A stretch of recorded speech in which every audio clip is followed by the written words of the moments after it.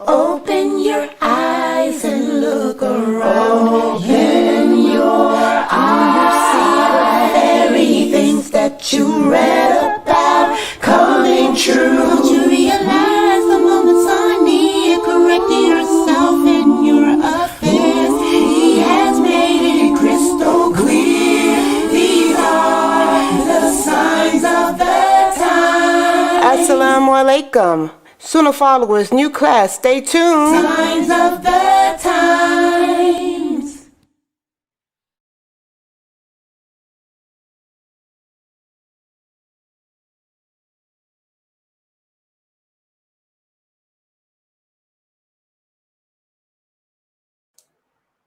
Oh, Ina alhamdulillah, wa salat, wa salam ala wa rasulullah. I want to welcome everybody to our series entitled The Sign. I've been teaching this series for the past 10 years. Every other year. I've been doing it. I think I've been doing it every other year for the past 10 years because the signs, as the Prophet Muhammad sallallahu alaihi wasallam said, every prophet that Allah sent, even from the time of Adam alayhi salam, even with Adam, every prophet that Allah sent warned their people of the signs of the last hour.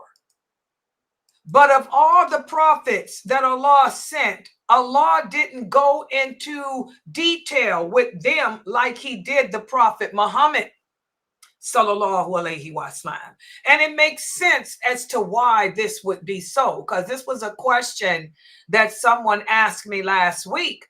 When I taught this class, one of the brothers sent me an email asking me, Sister Layla, why is it that Allah went into detail from beginning to end of the signs of the last hour with our Prophet Muhammad sallallahu alaihi wasallam, but he didn't go into that type of detail with Abraham alayhi salam, who was a friend of his, or Moses alayhi salam, who has the second largest nation? And this is a very good question. And the answer is really simple if you think about it. Can anyone think, why is it? What do you guys think? I mean, it's a simple answer. And when he asked me this question, I answered it immediately because it's just so obvious. Can anyone tell me, why do you think Allah went into such detail with the Prophet Muhammad sallallahu alaihi wasallam over all the other prophets? Can anyone answer that question? Why do you think? Why do you think it was detailed more with him than any of the others? Because he was the seal of the prophets. There was no other prophets coming behind him, so he had to give them all the details. MashaAllah. That's one of the, see how obvious it is? That's one of the answers. Exactly. That's the number one answer. You know, why did Allah go into such detail with him from A to Z? Why did he tell him everything? Because he was the seal. And being the seal, what does that mean? That means not only was he the last prophet that Allah sent, but also remember, another reason why is because Allah sent him to all mankind and jinn. Remember that too. He was sent to all mankind and jinn. Whereas Moses alayhi salam, Abraham alayhi salam, Jesus alayhi salam, and all the rest were, even Adam alayhi salam, the perfect group. Adam was the prophet for his children. Okay, that's his group. Abraham was sent to the people of Babylon. Lot was sent to the people of Sodom. Moses alayhi salam was sent to the Hebrews. Jesus alayhi salam was sent to the Hebrews. Okay, Jonah was sent to just his group of people, but the Prophet Muhammad sallallahu alaihi wasallam was sent to all mankind and all jinn. By the way, every prophet that Allah sent, not only did they convey the message of Islam to the people that Allah conveyed it to, but they also conveyed it to the jinn amongst them too.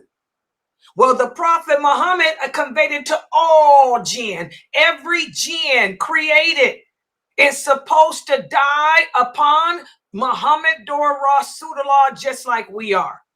There are some jinn who are Christians. For those of you who don't know, there are some jinns that are Jewish. There are some jinns that are Muslim.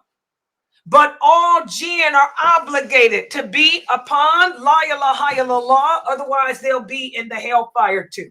So that's another one of the reasons, he not only completed his mission, but he completed the mission of every prophet that came before him. And he was sent to all mankind and all jinn. And being that he completed the mission of himself and every other prophet, Allah didn't forget anything. So Allah told him everything that would happen before the last hour. He was able to go into everything from beginning to end because there would be no one else after him. Does that make sense to you guys? So that's why it's so important for us to learn our religion, Muslims, and to learn it correctly from the true bona fide people. And a bona fide person is a person that's going to not just talk on the internet to get subscribers. That's not going to just sit up and speak from a fatwa, because all these are signs of the last hour. They're not going to give you the opinions of the scholars either. We love all the scholars and we respect them, but do we teach with their opinions? Did the Prophet Muhammad tell us to teach the opinions of the scholars? I challenge anyone out there. I challenge anyone out there to bring me the clear nas where Allah says, when teaching this religion, teach from the opinions of man or the opinions of the scholars. There is no such verse, because Allah says the opposite. He says, when you teach what I say and what the Prophet Muhammad sallallahu alaihi wasallam said. So that's important. And I stress it over and over to the new Muslims here who are joining me. We got some who are new shahadas and some who've been born Muslim, but they've been misguided, misled. How do you know if the person you're learning from is someone to take from? What is he or she basing their information on? There's only two sources of information in Islam, and it is not the opinion of the scholars. It's the Quran and the authentic hadith. That's it. And the Prophet Muhammad sallallahu alaihi, and we're going to talk about this today. The Prophet Muhammad sallallahu alaihi wasallam told the companions, each generation that comes after you will be further and further and further away from true Islam. They will not teach what Allah says. They will not teach what I said. They'll teach what the scholarly men amongst them said, just like the Jews did. The prophet said we would imitate the Jews in everything.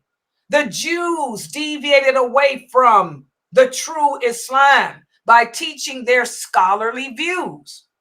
And that's what we Muslims are doing today. That's why a lot of you sisters don't even know that you can't pray on your period. You have to wait until you stop bleeding. I don't care if it's been 1,000 days. You cannot pray on your period. Period.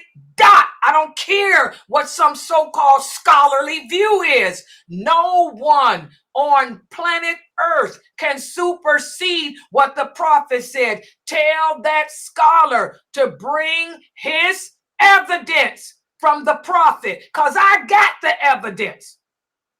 The Prophet sallallahu alaihi wasallam. What's the source? What's the source? Bukhari. And I want you brothers to stop getting it twisted. That's right. When y'all type on Google, don't get it twisted, Layla's pops up. They got an ugly picture to my, don't get it twisted. Well, put this down. Hashtag don't get it twisted. I want all you brothers who are daya, and a lot of you teach from scholarly views. That's not the way to teach Islam. You're not supposed to be teaching from the view of anyone except the Prophet Muhammad. I'm sorry, brothers, even though you call yourself Salafi. A lot of you brothers call yourselves Salafi, but you're not. If you were Salafi, what are you doing reading from a book of opinions written by somebody other than the Prophet? Why are you using the understanding of anyone other than those companions? What was the understanding that Aisha radiallahu anha had about menses? Remember, fiqh issues. When Umar radiallahu anha became the caliphate over the Muslims, and we're going to go over this hadith because everything went downhill after him. When he became the caliphate over the Muslims, he appointed Aisha radiallahu anha as the head scholar. The head scholar. The head scholar of all fiqh issues related to women, related to marriage, related to any family life, period, dot. That's the scholar that you should be quoting. If you're going to read an opinion or teach a class on menses, you don't bring me no book written by Tom, Dick, Jane, or Harry. You either bring me what Allah said in the Quran about the menses, or what the Prophet Muhammad sallallahu alaihi wasallam said about the menses. That's number one. Number two, if something is not clear, or if something is just not clicking and making sense, I don't want to hear what Imam so-and-so said. You give me Aisha radiallahu anha's opinion, her understanding of it. Or Salama. Salama was also a woman of fiqh, a scholar of fiqh. Give me Salama's opinion of it. Or give me Zainab's opinion. That was the stepdaughter of the Prophet, who also was appointed a scholar of fiqh when it comes to women's issues. Who can tell me about a woman better than a woman? You brothers got it twisted. Hashtag don't get it twisted. Now, and the reason I keep mentioning this because this is all I get. I get text messages all day long from Muslim women around the world who are praying on their menses because some brother from some mathab told them that's what that they supposed to pray on their menses after a certain amount of days. This is what we're going to be talking about today, how Islam is distorted. The Sunnah forgotten, the Sunnah abandoned, the companions are of no importance. Write this hadith down. The source, Bukhari. The Prophet sallallahu alaihi wasallam said, this is him, not Imam Hanafi, not Imam Malik. This ain't even Aisha. The Prophet sallallahu alaihi wasallam said, a woman's menses is not, I repeat, is not determined by the amount of days in which she bleeds. Because every woman is different. Instead, her menses is determined by the color of the blood.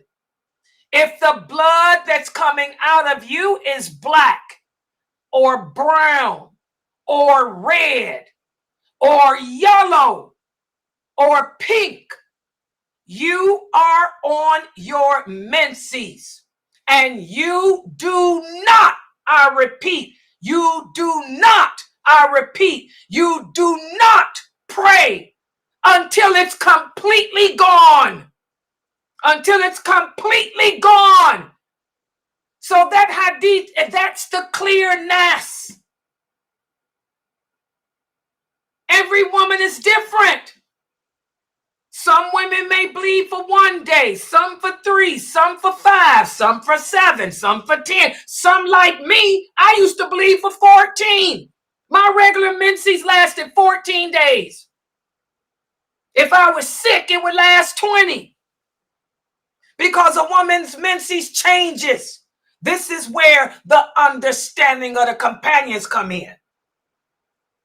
After the prophet told the women that, they couldn't grasp it. The same way you sisters today are having a problem grasping that, although it's clear. So what they did, and what's the source? The source is still Bukhari. What they did was they started sending boxes to Aisha, radiallahu anha, boxes with pieces of cotton in them, with different colors of blood, and she got disgusted. She said, "Ooh, stop sending me this stuff." She said, "Do you women not understand? It's all of this is colors. You still cannot pray until it's clear, until there's nothing coming out." She told him, "I don't care how many days it's been. It's clear." So that's when one woman decided, well, I still don't get it. She went to the prophet. Her name was Fatima. And she said, "Prophet, my period's been going on for a while now. It's been weeks." He said, "Every woman knows herself," which means we're different. A woman's menses, her blood bleeding can be triggered due to her emotions. That's the deficiency of the woman. Our PMS. You can maybe fasting. Fasting can throw a woman off. Stress can throw us off. Anxiety throws us off. He said every woman should know the condition of herself. You know what's normal for you. You know what you're going through in your personal life. So you determine, again, by looking at the blood, looking at the texture, the smell, all of that. And then he rolled his eyes and he walked away. And that's when Aisha jumped in it again. She told the woman, if it stinks, if it's clotty, you're on your menses. You women have to stop rushing it. Stop rushing it. Wait till it stops. That's the deficiency in a woman. Our menses, our PMS. And it turns into menopause when you get older. It never goes away. It's called menopause when it stops. But you still going through that hormonal imbalance. And even after Aisha broke that down, another woman came. This was the wife of the Prophet, sallallahu alaihi wasallam, Zainab, radiallahu anha. Zainab had just recently been married to the Prophet, sallallahu alaihi wasallam. Zainab liked to pray all night long. Okay, Shaitan used to mess with her with that. So Zainab, she also had another problem. She came to the Prophet. She said, "Oh, my husband." She said, "My menses started last month and it hasn't stopped." She said, "I've been bleeding non-stop since last month." The Prophet told his wife, again, every woman knows herself. He said, if it's bleeding like that, look at the color, look at the substance. If it doesn't have that smell, if it's a light bleeding, then this is called istihada. This is called istihada, which means continuous bleeding, which can come from one of two things. Either Shaitan messing with you, because she's the one that used to tie herself up in the mosque and pray. He said, or either something's wrong with you. Either you got a broken vein, you got cancer, you got something going on with your reproductive thing that's serious. And that's when he told her, go to a doctor. He sent her to a doctor. It ended up being istihada for her. So in her case, because it wasn't like a normal period, istihada is different. It's not like a normal period. It doesn't have that pain.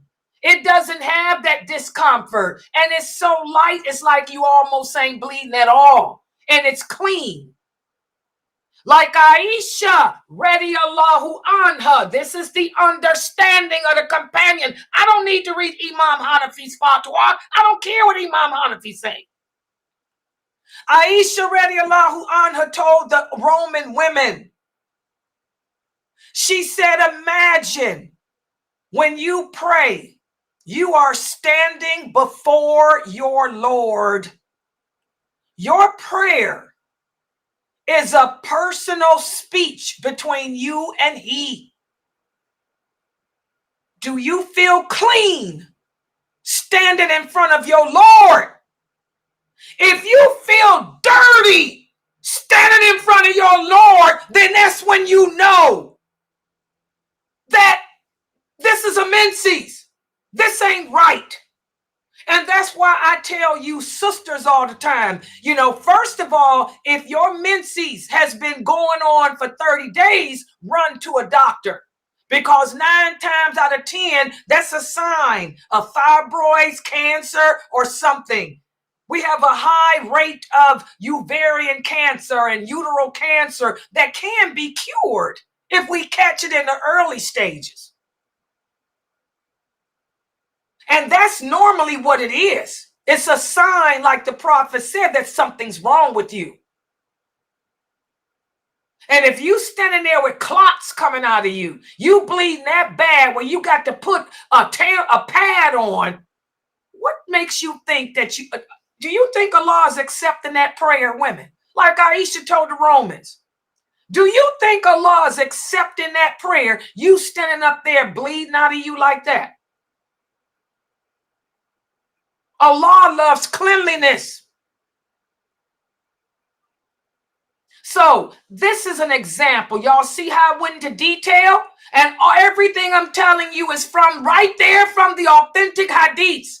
What do I need to read some fatwa for? From written by some man who don't know what a period is. That's how you recognize if the people you learning from is teaching you right. Everything we say is daya.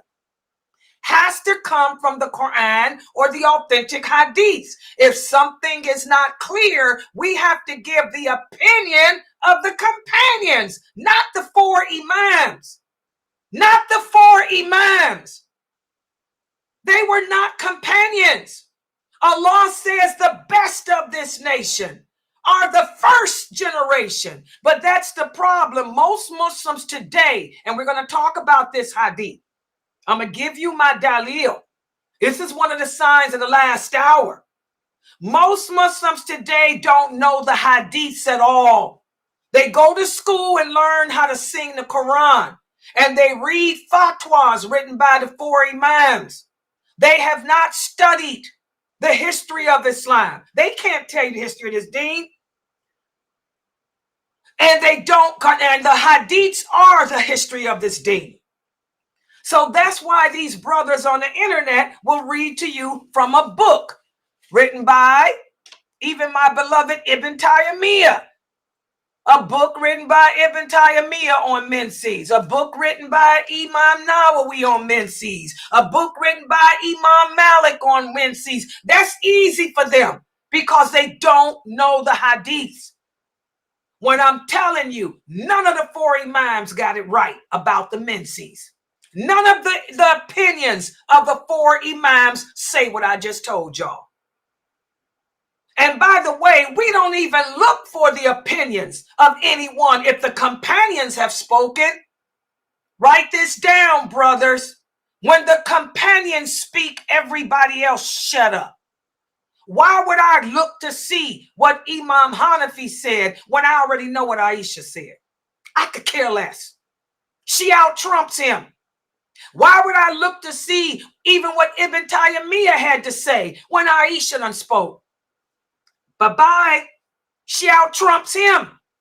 Those original companions, why would I look to see what Al-Hasan al-Basri say when I got what Aisha said? That's how you can tell if you learn from the proper sources, Muslims. And I'm telling y'all, the majority of y'all are not learning from the proper sources, because the brothers y'all learning from are teaching y'all from a mathab. And that's one of the signs of the last hour. So let me put the hadiths up on the screen for tonight's topic, because this is what we're going to be speaking about. The signs of the last hour that lead up to the war against Islam, because that's where we are right now. Right now, as Muslims, according to the authentic hadiths from our Prophet Muhammad, sallallahu alaihi wasallam, the next thing to happen is the war against Islam, and it's already in the making. The war against Islam, for those of you who may not know, is already happening. It's on the news. Turn on your TV. It's all over the place. It ain't just Gaza. It's Gaza, Africa, all of these Muslim countries. The war has already started. Okay? But what's going to happen next is someone will convince those 80 countries of the United Nations to sign an agreement to declare war against all Islamic states. That's the next phase.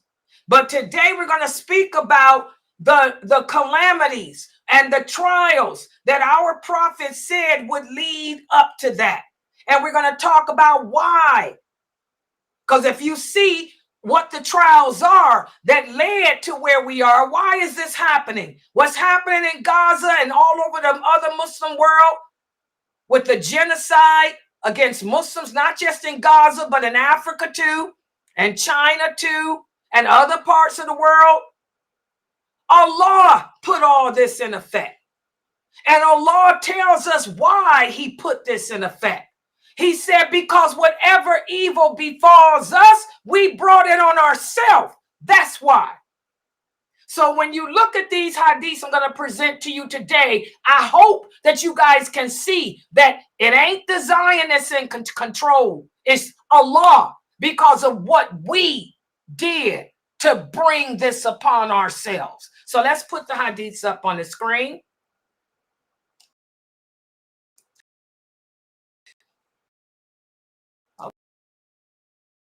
Okay. Let me, did I stop the screen too?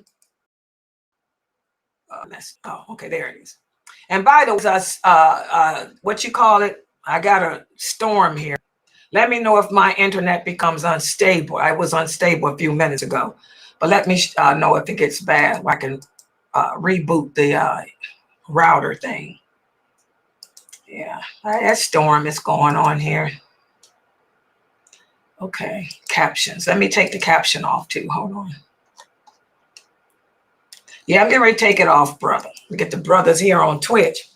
Okay, let me share my PowerPoint first to the people in Zoom. Here it is.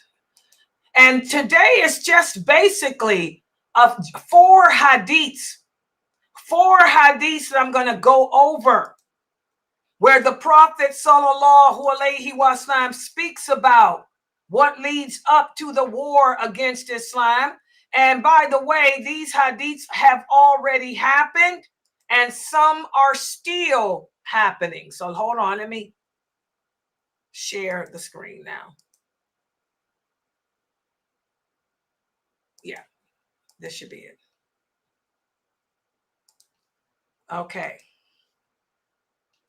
Okay, hopefully y'all can see that. And now I gotta switch this thing around where the Zoom is out of the way. The Zoom room gets in my way on the PowerPoint. And then this bar that they put up in Zoom gets in the way too. So let me try to make this all one.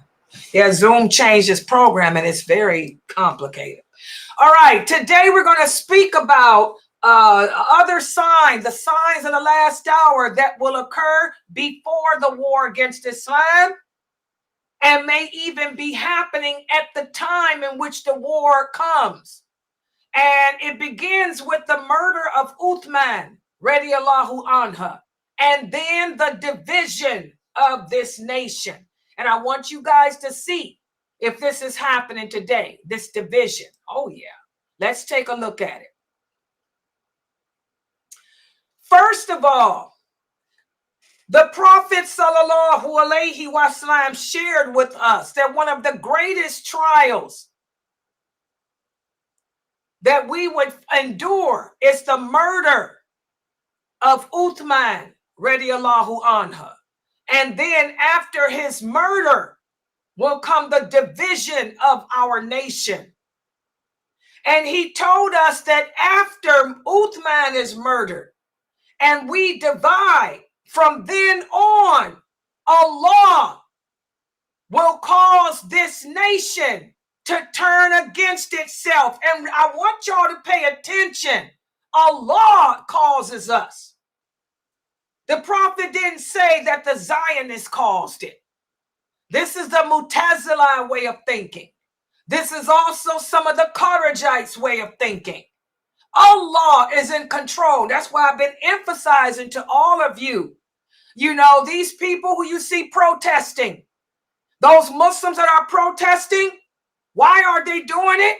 They're protesting against Allah. They're protesting against the qadr of Allah, because if they truly were upon Siratul Mustaqim, if they truly were following the Sunnah of the Prophet Muhammad, sallallahu alaihi wasallam, if they truly understood this religion the way the companions did, and by the way, none of the companions protested.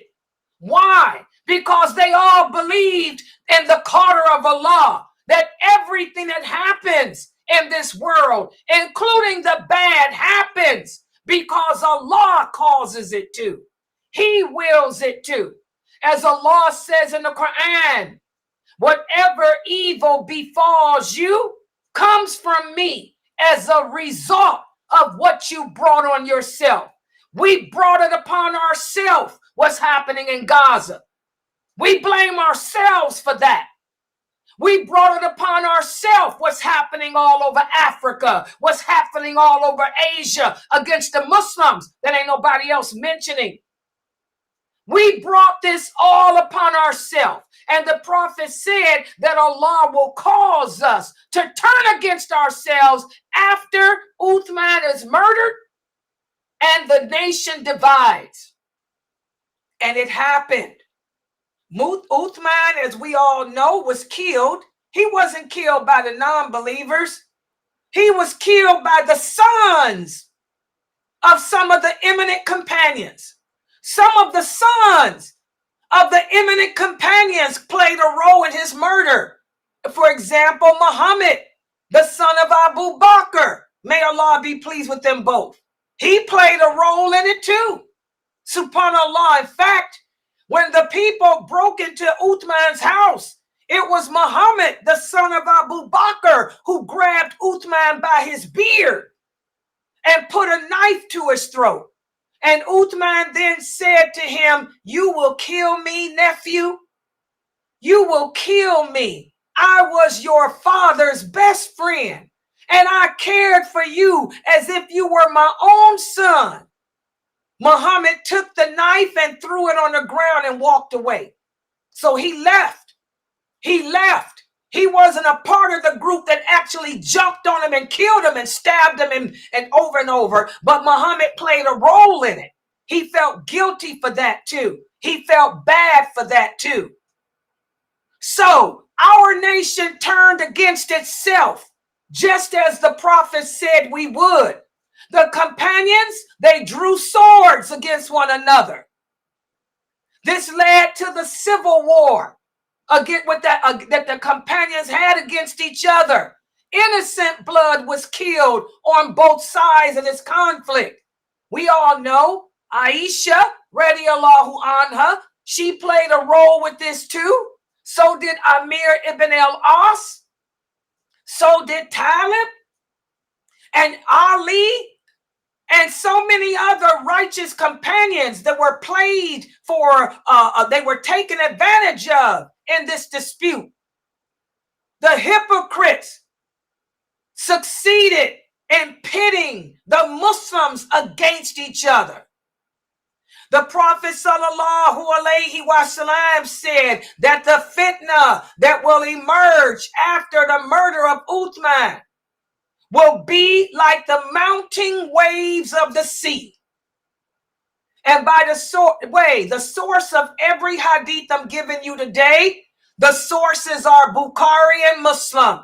Again, Layla Nashiba, I try to walk the same path as the originals.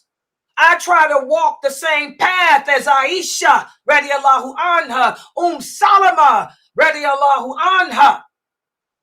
And like Aisha learned when the people slandered her in the worst way, her mother grabbed her and told her, Aisha, never let the people see you sweat. And I'm the same way. So when I teach y'all, I'm going to always use the most authentic. So all these hadiths are from Bukhari and Muslim, and only a fool, and there's a lot of fools out there, unfortunately, today, only an ignorant fool would challenge the authenticity of them. So the prophet described that this fitna would be so great that it would be like the mounting waves of the sea. Hudayfa, may Allah be pleased with him, tells us that he was sitting with Umar one day. This is when Umar, radiallahu anha, was the caliph. For those of you who don't know, Uthman came after him. Umar said, who amongst you remembers what the prophet said about the trials that we will encounter after he leaves? Hudayfa said, I remember the prophet said a man will face trials regarding his family, his money, and his children, for which expiation will be made by his praying and giving in charity and enjoining what is good and forbidding what is evil.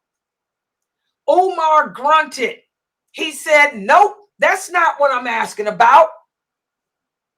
He said, I'm asking who can remember the trials and tribulations that the prophet spoke about. He said that would be like the waves of the sea. And that's when Hudayfa said, don't worry, leader over the Muslims. It won't happen during your time. This is what Hudayfa told Umar, because Umar was the second caliph. As those of you know, Umar was the second best of this nation. What does that mean? That means nobody on this planet understands this religion better than him except Abu Bakr and the Prophet himself. That's it. Umar, after the Prophet Muhammad sallallahu alaihi wasallam, is the second best of this nation who out-trumps anyone else. And he was a strong, good leader. The people feared him.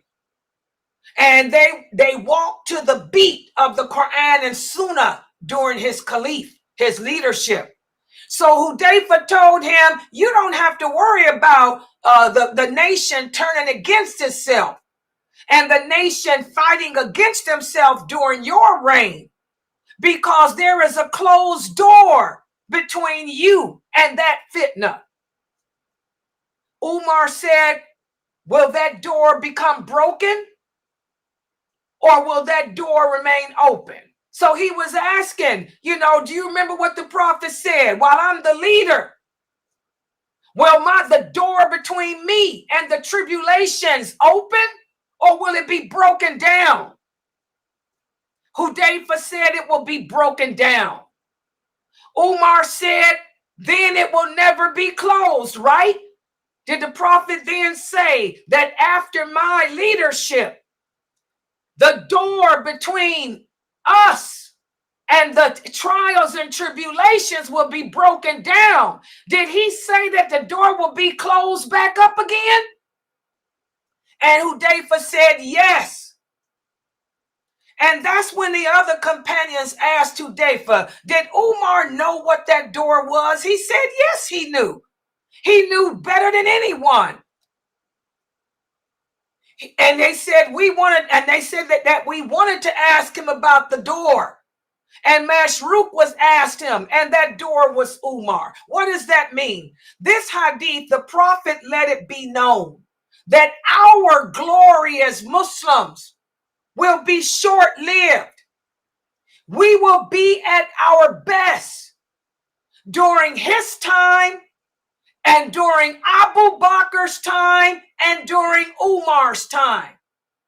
After Umar dies, that's when all the fitna will emerge upon us. That's what this hadith is saying.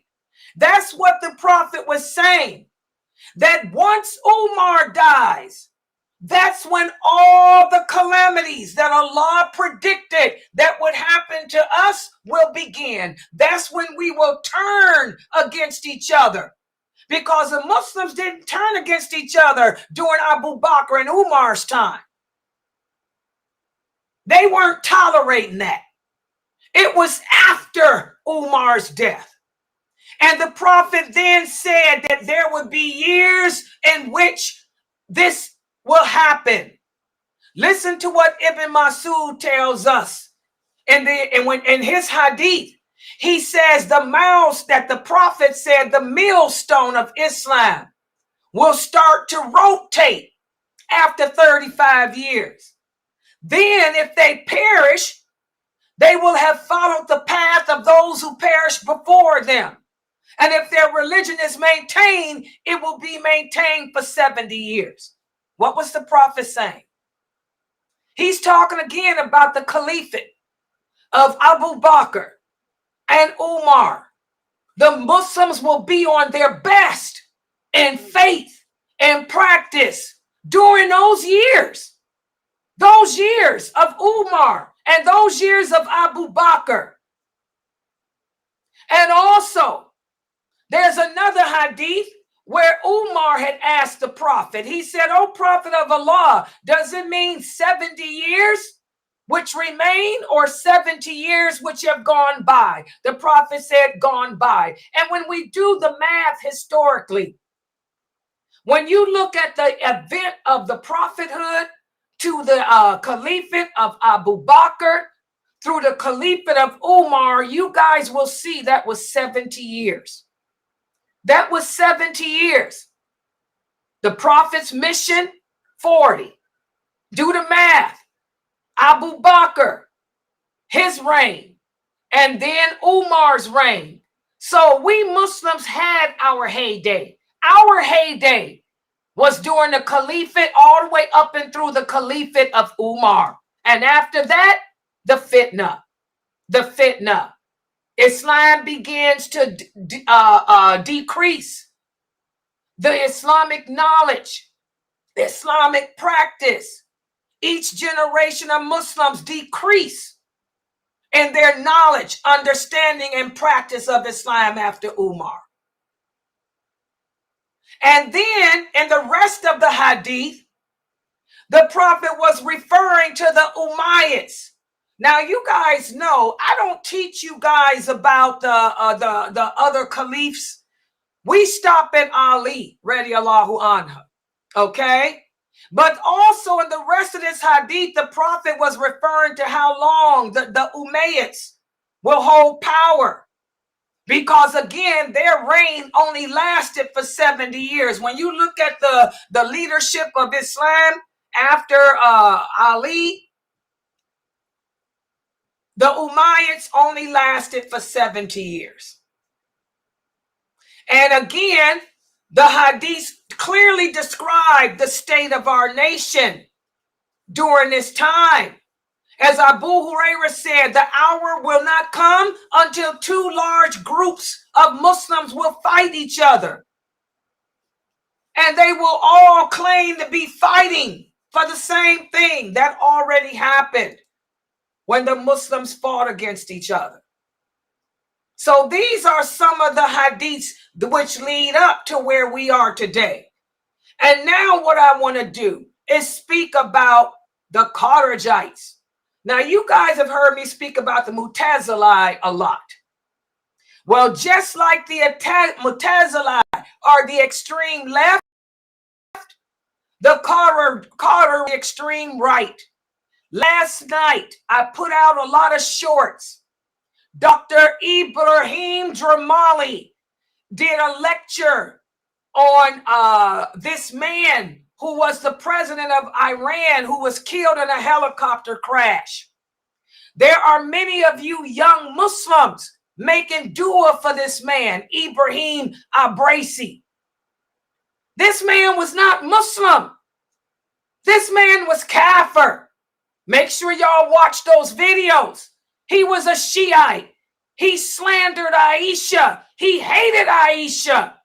He graduated from the worst Shiite school that hates Aisha, that hates Umar, hates the angel Jibril too. Why would you pray for this man? This man is an enemy of Islam.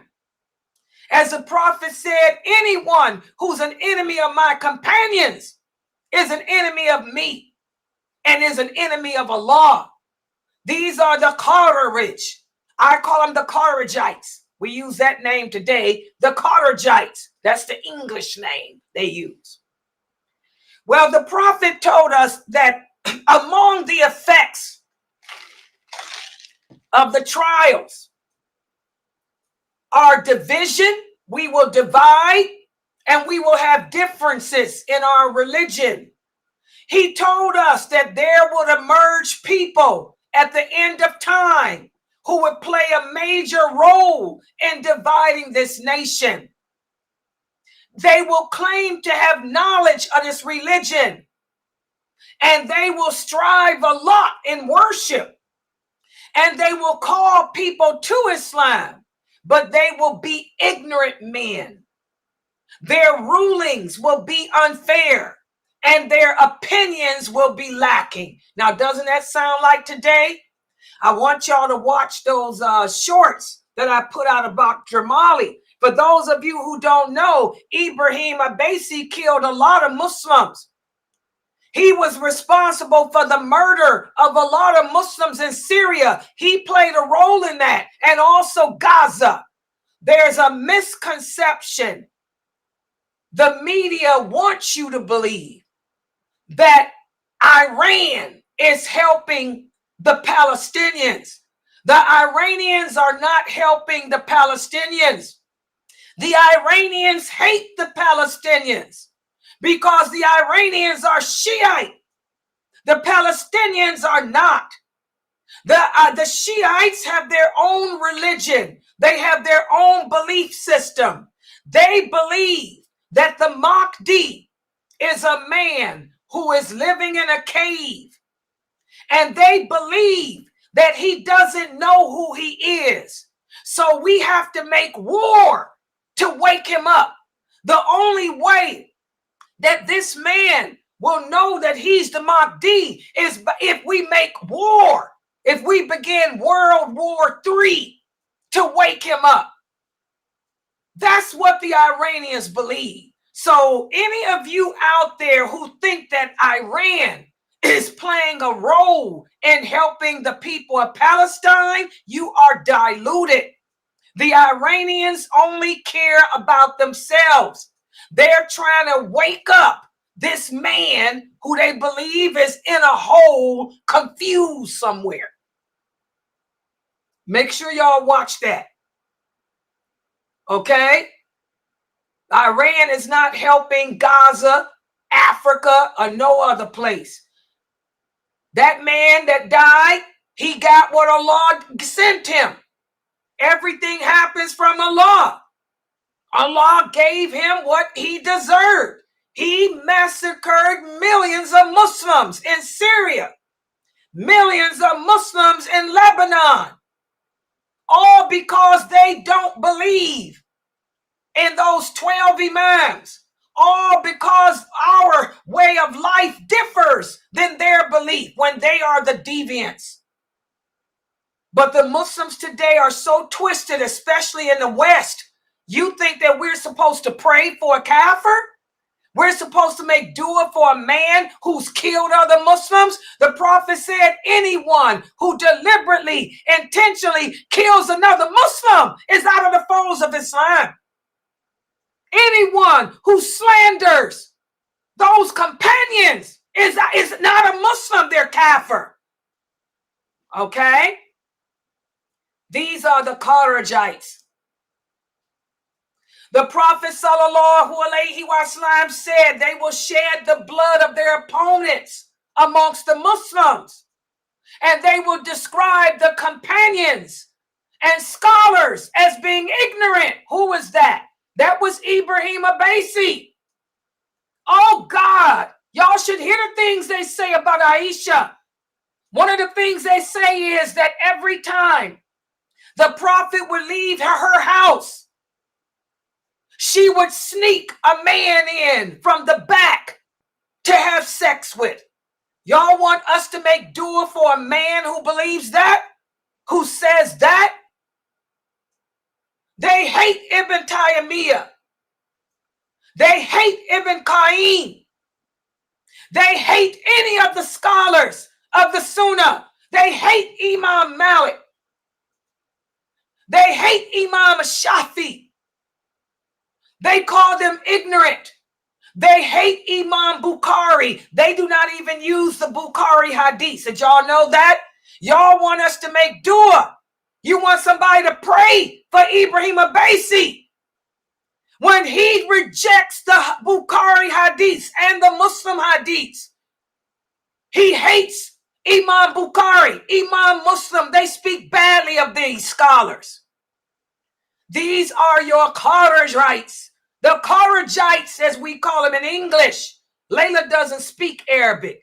I'm not going to pretend it. I'm speaking in your language. We call them Kharijites in English. Listen to what Ali radiallahu anha said. The Prophet sallallahu alayhi wasallam said, at the end of time, there will emerge people who will be young and foolish. Sounds familiar? You brothers holding chat rooms on YouTube, and you silly sisters and other brothers who think these men are scholars. Y'all call them mufti. Oh yeah, I've never seen the term mufti used like it is today. Mufti is a title that no companion of the Prophet would ever use because it's a title of arrogance. If the Prophet Muhammad sallallahu alayhi wasallam were living and a person came to him and he asked what their name was and they told him their name was Mufti, the Prophet would change their name. Because he said in an authentic hadith, it is not permissible to give names to yourself that you cannot live up to, or you may never be able to live up to. But look at all these muftis we have. A bunch of young, foolish men. The Prophet sallallahu alayhi wasallam said, these men, they will speak as if they are the best of this creation. And they will be able to recite the Quran beautifully. This is my hadith. What's the source? Bukhari that y'all hear me recite to y'all all the time. They will be able to sing the Quran beautifully, but the Quran will never go any deeper than their throat. Why? Because they will have no knowledge and no understanding of what they're reciting. Sounds familiar, don't it? These men will pass through the religion as swiftly as an arrow passes through its prey. He told the companions, if you meet these men, kill them, because in killing them, there will be a reward.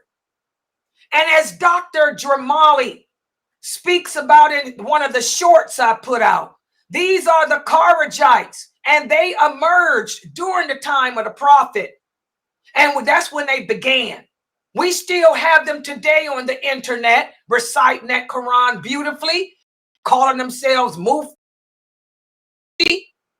Oh, I'm going to give you some more descriptions of them too. Oh, y'all going to really be able to see who they are. These I pop up. And again, it's Bukhari too. But like Dramali says, the Kharijites appeared during the time of the companions. After the Prophet Muhammad ﷺ died, they really got crump. As my cousin Mukhtar is teaching y'all in his class, they really got crump. They tried to get crump during the time of the Caliphate of Abu Bakr. They were killed, many of them. They got crump during the time of Umar. They were killed, many of them. They were the ones that orchestrated the division of the Muslims after the murder of Uthman. They were also the ones responsible for the murder of Uthman. So this hadith has already happened, and it's still, remember we talked about how some of the signs of the last hour, the prophet said will begin and it will repeat itself over and over. This is still happening today. Thanks to the internet, we have all these young men calling themselves scholars, calling themselves muftis, reciting the Quran beautifully, but they don't know the hadiths. They're giving y'all wrong information about this deen. They're putting down women, telling you women that you have no rights because you a woman, giving men rights that Allah didn't give them. This is already happening. These are the Kharijites. Let's look more at this hadith. The Prophet ﷺ said, there will be differences and divisions amongst my nation. There will be people who will speak well, but their actions will be bad. They will recite the Quran, but it will not go deeper than their collarbones. That means they will have no understanding of what they say because they don't know the hadiths. They will pass through the religion. Now, how many of you see these brothers? Not only do they give all these lectures online, but look how terrible they behave. They'll go into my stream. They'll come into another person's stream. And what do? If you disagree with them, they're going to call you a kafir. Oh, yeah. They call each other kafir. All that Quran that they can sing, but they don't know how to respect other Muslims. Let's get some more about them. The Prophet ﷺ continued in this hadith. He said, they will be the evilest of people. Good news to the ones who kill them. They will call people to the book of Allah, but they will have nothing to do with the book of Allah. Whoever fights them will be closer to Allah than them. And one of the signs of who they are is they will have bald heads. They will shave their heads. I dropped the mic. How many of you girls, you women, are following these famous celebrity men that y'all think are all that and a bag of chips? They can recite the Quran beautifully. Behind closed doors is a different thing. We know what goes on behind closed doors with a lot of these imams. Hello? I'm talking sex, drugs, rock and roll sisters. And how many of them got their hair shaved bald? I ain't talking about the ones that got bald head. They ain't got no choice but to shave it. Oh yeah, hold on for a minute, brother. Yeah, hold on. I told the people to wait for you. Hold on. Okay. So how many of them fall into this category? These are your Kharijites. They're a little bit more aggressive than the Mu'tazilite. The Kharijites are a little bit more aggressive. They like to fight. They're the ones that do the kafir calling. You a kafir because you don't pray. You a kafir. You're a kafir. You a kafir because you committing a sin. You a kafir. And again, this group emerged during the time of the companions. They still exist. They denounced the companion as being kafir, just like they do today. The companions ain't around to call a kafir.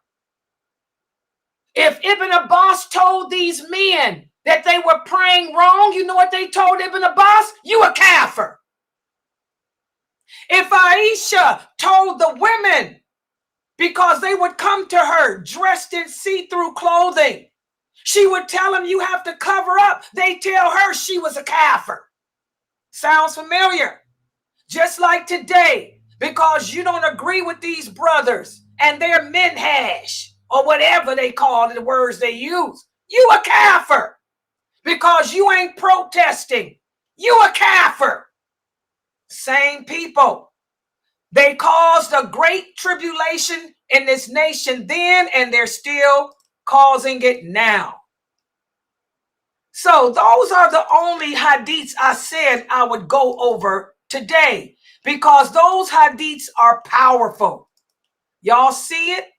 And remember, as the Prophet sallallahu alaihi wasallam said, when you live to see these type of tribulations, when you live to see this nation divide, and you live to see these things happening, that's when you know you close to the war against Islam.